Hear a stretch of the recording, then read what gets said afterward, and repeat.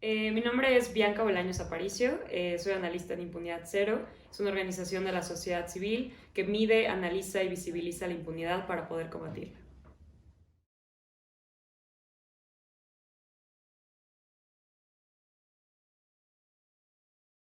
Pues en México tuvimos una transición del sistema inquisitivo hacia un sistema acusatorio, principalmente porque en el sistema anterior no existía tantas garantías de derechos fundamentales durante todo el proceso. Uno de los casos es que no existía la presunción de inocencia y la persona que estaba siendo investigada por un delito, lejos de decir por qué era, o sea, lejos de argumentarse por qué esta persona era culpable o inocente, la persona tenía que desmentir su culpabilidad. Entonces, uno de los cambios radicales que se tienen con este nuevo sistema de justicia penal acusatorio es que se tiene mayor garantías de derechos humanos durante todo el proceso, tanto para víctima como para imputado o acusado, y también se protege mucho el principio de presunción de inocencia. Además, este nuevo sistema cuenta con nuevos mecanismos de transparencia, de rendición de cuentas, en el cual la oralidad, en el que estén todas las instituciones involucradas y todos los operadores del sistema involucrados durante todo el procedimiento, lo hace más accesible, lo hace más transparente y lo hace justamente para que no existan las arbitrariedades de las cuales existían en el sistema anterior.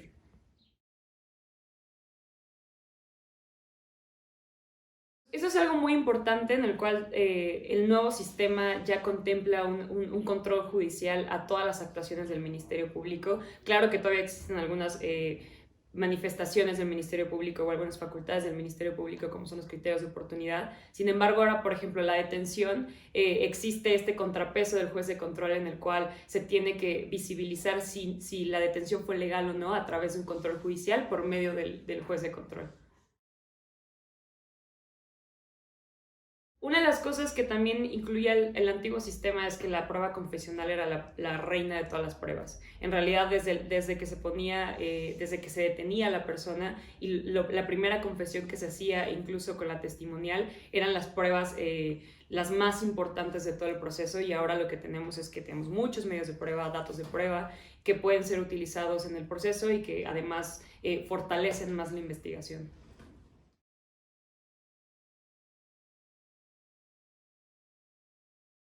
Las principales diferencias creo que tienen que ver mucho, como habíamos mencionado, con el nuevo esquema en el cual existe más transparencia en el nuevo sistema acusatorio y en el cual existen mayores garantías desde el inicio de la investigación hasta que se emite una sentencia. Y creo que una de las cosas más importantes que también tenemos que ver es que el nuevo sistema acusatorio es más efectivo. Desde Impunidad Cero hemos estado haciendo investigación conforme a cómo están interactuando y cómo están investigando las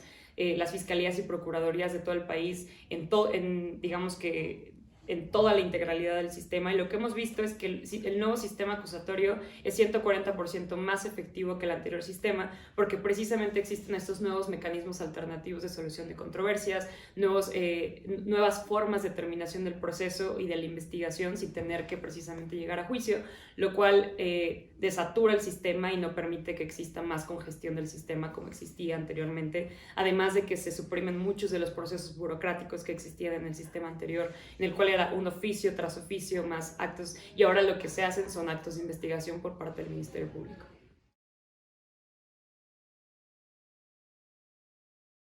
Algo muy importante del nuevo sistema es que las nuevas audiencias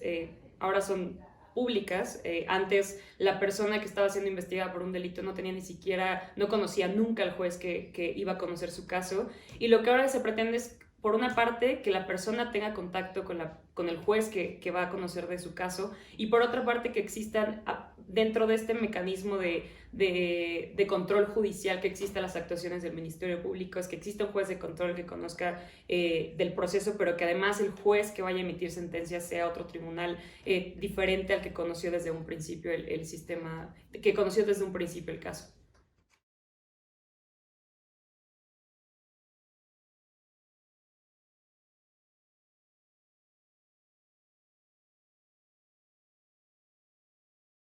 Es muy importante que empecemos a visibilizar que realmente este nuevo paradigma del nuevo sistema de justicia penal a lo que más afecta y digamos que lo que más poder tiene es en los estados. Nosotros en Impunidad Cero lo que hemos visto es que si no volteamos a ver a las fiscalías y a las procuradurías del país y en cómo están actuando, muy poco vamos a poder hacer para combatir la impunidad. Y una de las cosas que hemos visto en Impunidad Cero es que precisamente si no volteamos a ver la Procuración de Justicia Estatal, que son las fiscalías y procuradurías, no vamos a poder hacer mucho por combatir la impunidad. Y una de esas cosas es que en México tenemos ya procesos de transición a fiscalías autónomas, pero que además faltan muchos modelos de operación, muchos modelos de gestión que se tienen que mejorar tanto a nivel estatal y que deben de permearse más durante todo el sistema.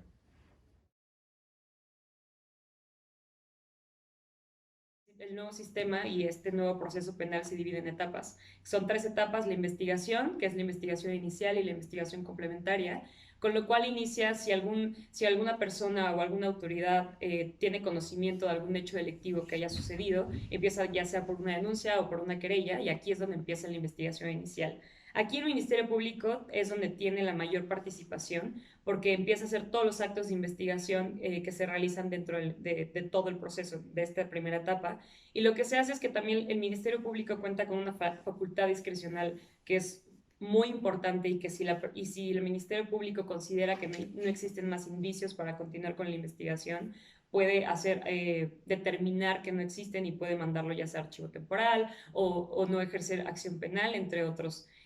determinaciones del Ministerio Público. Posteriormente, en la investigación complementaria, lo que se hace es que se fortalece más la investigación ya con un control judicial del juez de control. Por ejemplo, si existe una persona que fue detenida y si la investigación empieza con una persona que está siendo detenida, lo que se hace es que el juez de control es el que valida o es el que, digamos, que da autorización o es el que confirma que la detención realmente sí fue legal o no fue legal. En México, la verdad es que esto en la operación nos ha fallado muchísimo. En México y a través del nuevo sistema penal acusatorio hay una falla operacional ahí, porque más del 20% de las detenciones que se han hecho se han declarado ilegales, lo cual es algo que nos está poniendo un punto rojo en cómo se están actuando y cómo está actuando desde los primeros respondientes, que son los policías y que realizan las detenciones. Posteriormente, en la etapa intermedia es cuando se formula la acusación formalmente. Es cuando se pueden también determinar medidas cautelares hacia la persona. Y aquí es muy importante porque las medidas cautelares son muchas, no solamente existe la prisión preventiva. Y la prisión preventiva es algo que se ha utilizado mucho desde legislarse, en el cual hemos visto que la prisión preventiva se supone por estándares internacionales y por constitucionalmente no debe ser oficiosa, sino que tiene que ser la última medida cautelar que se tenga que imponer a una persona detenida, a una persona que está siendo sujeta a un proceso penal. Y hemos visto que existe un catálogo de delitos en el cual está en el artículo 19 constitucional, en el cual está desde homicidio doloso, feminicidio, hasta ahora los nuevos incluidos como robo, transporte de carga y delitos relacionados con corrupción. Sin embargo, esto no tiene que ser la medida que se imponga. Hay muchas más medidas, como es la presentación periódica ante el juez, en otro tipo de medidas, como en casos de violencia de género, en el cual la persona no puede acercarse a la mujer que fue agredida, etc. Entonces, al final, la prisión preventiva no precisamente es el mejor mecanismo, y para eso también existen otras instancias que también tienen que velar para que estas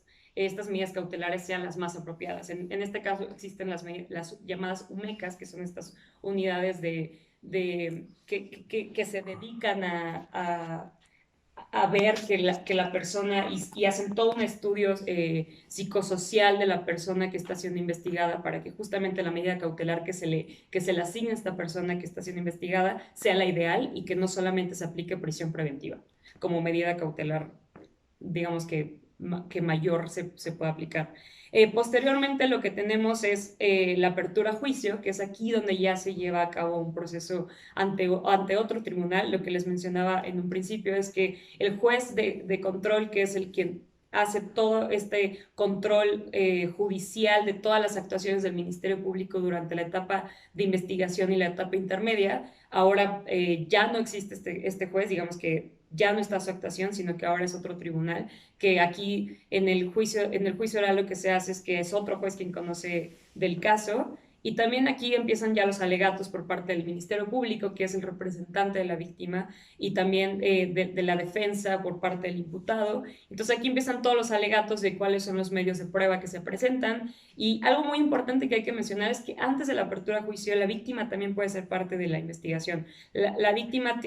puede coadyuvar en la investigación aportando medios de prueba. Y esto es muy importante porque no solamente crea más participación de la víctima, y lo vamos a ver en otros casos más específicos, como es en el de personas desaparecidas o en casos de violencia de género, sino que además puede participar en toda esta acusación que está haciendo el Ministerio Público aportando medios de prueba antes de llegar al juicio oral. Y ya en el juicio oral es donde se determina si la persona que está siendo investigada por un delito, que ahora ya es acusado, es culpable o no mediante una sentencia. Y otra parte que igual ha sido un poco no tan visibilizada dentro del sistema es la ejecución de sentencia, en el cual existe también un juez de ejecución de sentencia que es el que va a velar para que sí se cumpla todo lo que se dictó durante la sentencia, y además de todos estos mecanismos de apelación que existen para que las personas que no están conformes con la sentencia, y si incluso la víctima considera que no existe una reparación integral del daño adecuada, pueda apelar a otra instancia para que se pueda revisar esta sentencia.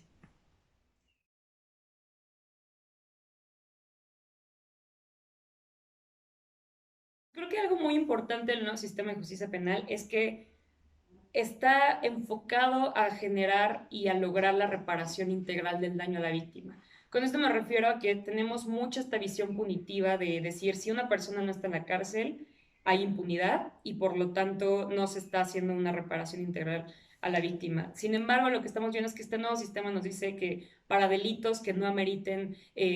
tener todo este proceso en el cual sean delitos de bajo impacto, las personas puedan optar por un acuerdo reparatorio, ya sea mediante una conciliación, una mediación o mediante juntas restaurativas, dependiendo del caso. Pero lo que este nuevo sistema implica es que existen estos nuevos mecanismos alternativos al juicio, que no siempre yéndose a un juicio es como vamos a obtener la reparación integral del daño, sino que antes de irse a juicio y antes de que se diga se emita este auto de vinculación a proceso, incluso antes del juicio oral, creo que es muy importante que empecemos a visibilizar que existen otros mecanismos para la reparación del daño, y es muy importante que empecemos a cuestionarlos durante todo el proceso, y que y que el Ministerio Público también le informe a la víctima que existen estos procesos, que muchas veces no lo hace, y que muchas veces incluso la víctima tampoco tiene conocimiento de ellos. Entonces es muy importante que lo tengamos en cuenta. Y otra de las cosas que también hemos visto es que existen otros, que esta nueva visión de justicia, digamos, justicia restaurativa a través de mecanismos alternativos de solución de controversias, pueden también aportar mucho a la descongestión del sistema para que precisamente no se estén llevando casos de bajo impacto hasta tribunales. Y algo que nos dimos cuenta en Impunidad Cero es que el 40% de las sentencias que se emiten en México corresponden a delitos menores y que ameritan penas menores de 3 años. ¿A qué me refiero con esto? Se está utilizando todo el sistema, o sea, el 40% de las sentencias que se emiten son para delitos menores que pudieron haberse ido por justicia alternativa, o que pudieron haberse descongestionado, que pudieron haberse resuelto por otro mecanismo alternativo a juicio. Sin embargo, se está utilizando todo el aparato del sistema penal acusatorio para llevar estos delitos o estas investigaciones hasta sus últimas instancias. Creemos que es algo muy alarmante, porque no solamente es este 40% de sentencias en todo el país, sino que existen estados como Campeche que tiene más del 90% de sus sentencias están abocadas a delitos menores, a penas menores de 3 años, es decir, para delitos menores. Pero también existen otras buenas prácticas, como en Chihuahua, que van en disminución, apenas son 9.4% de las sentencias. La verdad es que esto tiene que llegar a cero, y que es algo que tiene que irse disminuyendo poco a poco, pero también es una cuestión operacional, no porque la ley esté mal, sino porque la operación en sí está siendo mal implementada.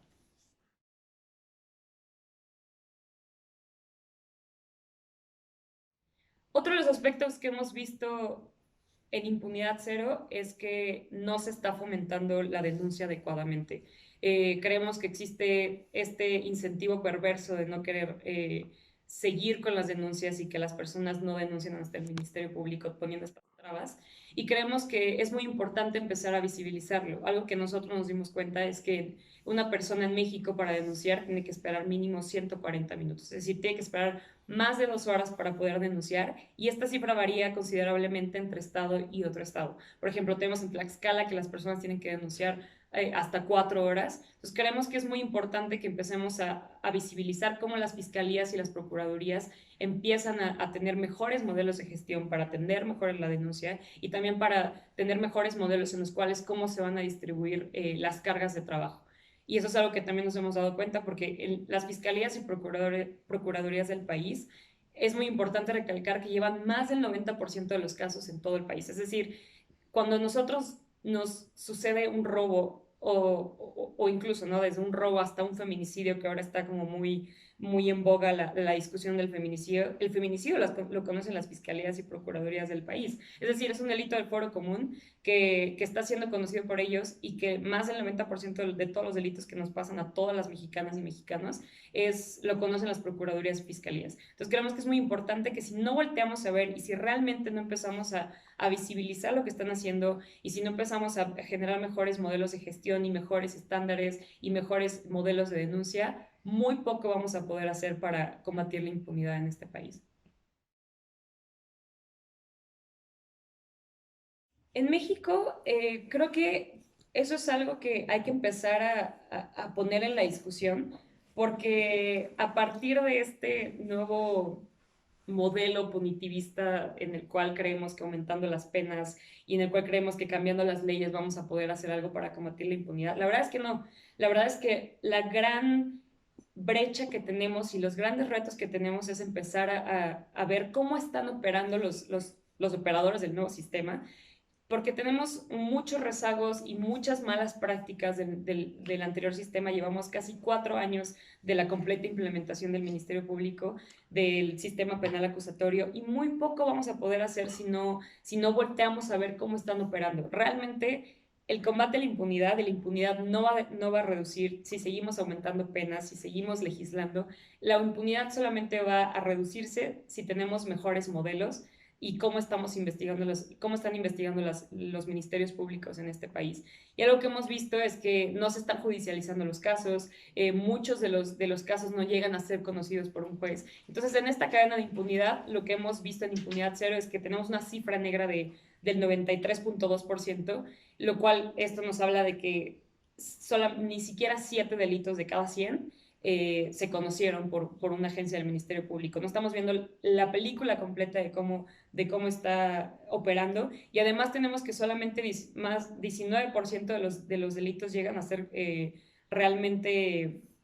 digamos que investigado, lo cual nos lleva a que en México la probabilidad de que un delito se denuncie y se esclarezca es de tan solo 1.3%, lo cual nos lleva a que no estamos creando los mecanismos para que las personas puedan seguir denunciando, pero también cuando llegan a ser conocidos ya por el Ministerio Público y por autoridad jurisdiccional, no estamos viendo que se estén resolviendo los casos como deberían de resolverse.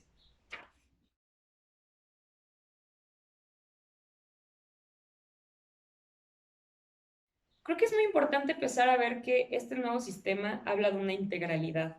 Tenemos que empezar a ver que sí existe un sistema que no solamente está integrado por jueces, sino que también existe toda una integralidad de instituciones que conforman este proceso, desde la prevención del delito hasta las procuradurías y fiscalías, que es la procuración de justicia, hasta la impartición de justicia con los jueces, hasta el sistema penitenciario. Entonces, lo que estamos viendo es que el nuevo sistema lo que crea es una integralidad entre todos estos actores que se tienen que hablar unos con otros y que tienen que interactuar unos con otros. Y lo que está pasando en la operación y en la práctica es que, a pesar de que la ley menciona que muchos de estos actores tienen que estar involucrados durante todo el proceso, y que además estamos viendo que el cuello de botella de la impunidad en México está en la Procuración de Justicia, es decir, en las procuradurías y fiscalías, que es donde se atora todos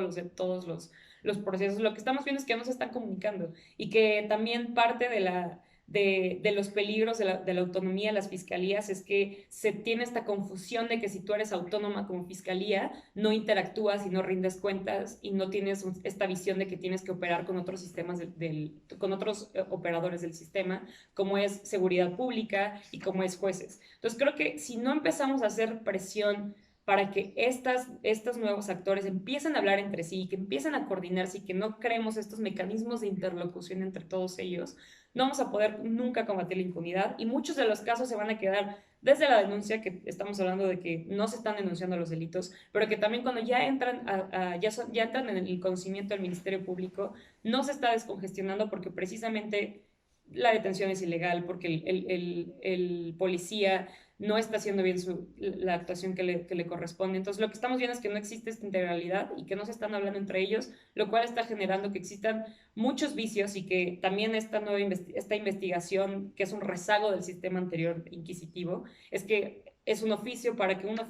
el policía pueda operar, para que la cadena de custodia, para que un oficio para que el Ministerio Público, para que el juez pueda validar que sí se puede hacer algo. Creo que al final no es cómo está integrado el sistema en sí, sino cómo se está operando y cómo están los vicios todavía de querer hacer todo un proceso más burocrático y cómo esto nos está llevando a que más casos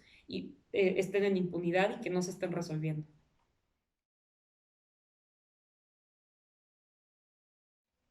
Existe una oportunidad histórica y creo que es algo que no se ha visibilizado lo suficiente y que creo que a nosotros como sociedad civil y a todas nosotras que nos dedicamos a esto debemos empezar a focalizar esfuerzos es cómo se están haciendo la denuncia. Si tenemos una cifra negra de 93.2%, en el cual existe este incentivo perverso para que las autoridades no quieran mejorar sus procesos de denuncia. ¿Por qué? Porque se tiene esta idea de que estamos contando incidencia delictiva con carpetas de investigación. Entonces, si nosotros estamos contando las carpetas de investigación para generar todas estas políticas públicas en materia política criminal política de persecución penal, lo que estamos haciendo es que si seguimos midiendo la incidencia delictiva con carpetas de investigación, las autoridades lo que menos quieren es que se tenga esta percepción de que está aumentando la violencia, cuando no, en realidad, si tenemos más carpetas de investigación es porque está mejorando la denuncia y porque las personas se sienten más confiadas en denunciar y este 93.2% de delitos que no se están denunciando tienen que estarse denunciando más constantemente y se tiene que ir reduciendo y eso no precisamente corresponde a que esté existiendo más violencia. Y con esto me refiero a que a nosotros como sociedad civil nos corresponde esta tarea de empezar a visibilizar cuál es la diferencia entre incidencia delictiva y carpetas de investigación por una parte, y para que tampoco exista este incentivo de que las autoridades no quieran que las denuncias mejoren y que pues se mira todo esto con carpetas de investigación, lo cual genera un sesgo muy, muy grande en cómo se están haciendo las políticas públicas en este país en materia de seguridad y justicia, y empezar a fomentar la denuncia. Creo que fomentar que las personas se sientan más confiadas en denunciar es algo muy importante. La ENVIPE, la encuesta de victimización que hace el INEGI, nos menciona que muchas de las personas no están denunciando porque lo consideran una pérdida de tiempo, consideran que no va a pasar nada. Entonces, si empezamos a crear mejores mecanismos en los cuales también por parte del Ministerio Público se empiezan a crear modelos de gestión para que las investigaciones puedan ser, digamos que, investigadas de mejor manera y puedan ser canalizadas de mejor manera, dependiendo si es un delito de alto impacto o un delito de mayor impacto. Creo que es la manera en la que nosotros podemos empezar a incidir más. Y otra de las cosas también es empezar a ver cómo están actuando las fiscalías y procuradurías del país. Gran parte de la agenda de seguridad y justicia tiene que venir desde lo local. Si no empezamos y si no volteamos a ver cómo están actuando las agencias desde la Procuración de Justicia hasta la impartición de justicia y en el sistema penitenciario a nivel local y cómo están actuando también las agencias de seguridad en nuestro país desde lo municipal, muy poco vamos a hacer para poder resolver los delitos y la impunidad va a ir a la alza. Y eso es algo que debemos empezar a ver desde sociedad civil, cómo están actuando, empezar a desmentir que parte de la autonomía de las fiscalías se traduce en que no tienen que interactuar con otros agentes del sistema, sino que tienen que actuar y coordinarse de manera integral con todas las instituciones de seguridad y justicia en México. Y otro de los aspectos también que es muy importante empezar a visibilizar en México, que a veces pareciera, ¿no? Pareciera un poco difícil voltear a ver cuáles son las verdaderas soluciones para que en México los índices de violencia disminuyan. Sí es a través de mejorar nuestro sistema de justicia, pero por otro lado es también mejorar con nuevos sistemas, ¿no? Crear nuevos procesos. Y estoy hablando que desde sociedad civil hay una nueva manera de incidir y es a través de crear procesos de justicia transicional. y eso es algo que tiene que también venir desde lo local, crear sistemas, este nuevo sistema de justicia transicional en el cual a través de la verdad, de conocer qué pasó, a verdad, de crear estándares de justicia, de reparación del daño, de mecanismos contra la impunidad, si no logramos hacer y transitar que este conflicto armado que estamos teniendo en México transite a un proceso de paz en el que realmente se esté poniendo a las víctimas y a las víctimas de graves violaciones a derechos humanos en el centro del problema, muy poco vamos a hacer. Y creo que gran parte de la agenda que nos corresponde a nosotras como sociedad civil es empezar a ver cómo vamos a crear estos mecanismos para que justamente empiecen a crearse nuevos mecanismos de justicia transicional en el que se pueda conocer la verdad de lo que está pasando, que se puedan crear nuevos mecanismos de reparación del daño y que podamos tener menos impunidad y más justicia.